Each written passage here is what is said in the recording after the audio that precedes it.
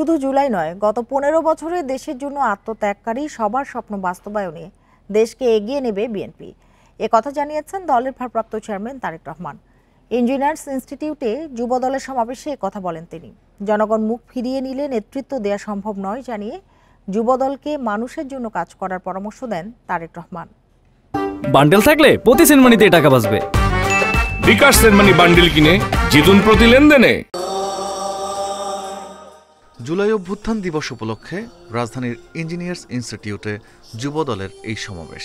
সোমবার বিকেল ৩টায় এই অনুষ্ঠান শুরু হলেও দুপুরের আগেই সেখানে জড়ো হন দেশের নানা প্রান্তের নেতাকর্মীরা।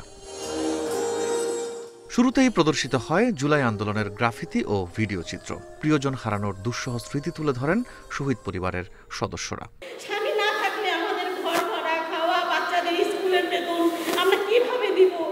জুলাই অভ্যুত্থানে তরুণদের আত্মত্যাগ স্মরণ করে বর্তমান রাজনৈতিক পরিস্থিতি নিয়েও কথা বলেন কেন্দ্রীয় নেতারা।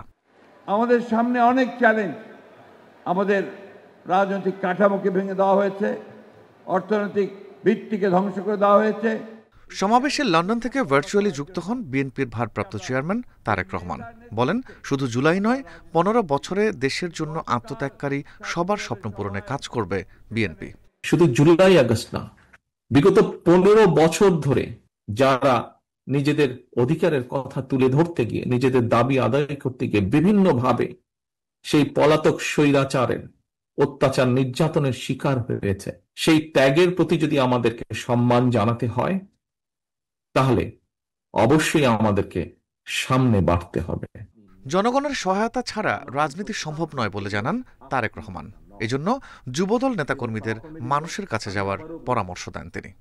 জনগণের আস্থা অর্জন করতে পারলে আপনি নেতা, জনগণ প্রত্যাখ্যান করলে আপনি নেতা নন। প্রশাসনিক সহায়তায় নেতৃত্ব হয়তো প্রদর্শন করা যায়, কিন্তু জনগণ সহায়তা করলে নেতৃত্ব দেওয়া যায়। শহীদ পরিবারের প্রতি সম্মান জানিয়ে আগামীর বাংলাদেশ বিনির্মাণের অঙ্গীকারও জানান বিএনপির ভারপ্রাপ্ত চেয়ারম্যান। মহিলা দলের কর্মী হন। Rifat Alam, independent news, Dhaka.